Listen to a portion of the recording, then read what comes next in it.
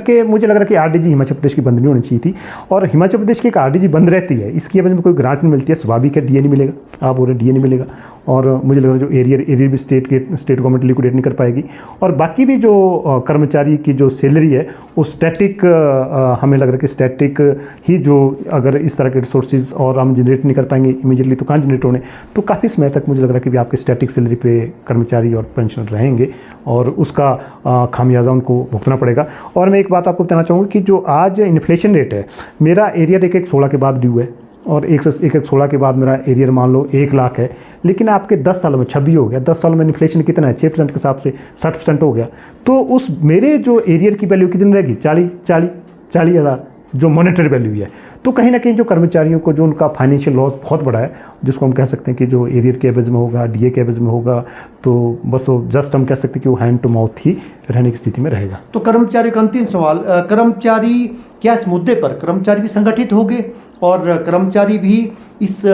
की आवाज़ क्या केंद्र तक पहुंचा पाएंगे? इसमें मैं तो ये कहना चाहूँगा कि इररिस्पेक्टिव टू पॉलिटिकल पार्टी, क्योंकि अगर आपकी हम कोई भी जो पॉलिटिकल पार्टी है वो एक वेलफेयर स्टेट में लोगों के अच्छे काम के लिए, स्टेट के वेलफेयर के लिए आती है, और कोई भी पॉलिटिकल पार्टी हो, मुझे लग रहा है हम सबको मिल करके केंद्र से अपील करनी चाहिए, क्योंकि हमारे छोटे राज्य के लिए 50,000 के लगभग या 40,000 जो भी ग्रांट मिलनी थी बड़ा मायने रखता है, और इसके ना मिलने से कहीं ना कहीं जो प्रदेश की जनता है जिसके लिए पॉलिटिकल पार्टी काम कर रहे हैं, हम कर्मचारी संगठन काम कर रहे हैं या रूलिंग गवर्नमेंट काम कर रही है, हम सबका एक लक्ष्य है कि प्रदेश की जनता के हित देखे जाएं। तो इस हित में आज ये है कि हमें आरडीजी ग्रांट मिलनी चाहिए, और हमें सबको मिलकर के केंद्र सरकार से आग्रह करना चाहिए कि जो हिमाचल प्रदेश एक स्पेशल कैटेगरी की स्टेट है, यहाँ आरडीजी ग्रांट को कंटिन्यू रखा जाए। इससे कहीं ना कहीं मेरा जो गाँव का जिसको हम ओल्ड पेंशन देते हैं और सब्सिडी देते हैं, कर्मचारियों की पेंशन है या सैलरी है, सारी चीज़ें जो रेकरिंग हमारे एक्सपेंसेस है वो हिट होएंगे। तो स्टेट हित में हम सबको मिलकर के केंद्र के ऊपर ये दबाव डालना चाहिए। तो स्टेट हित में इनका ये कहना है कि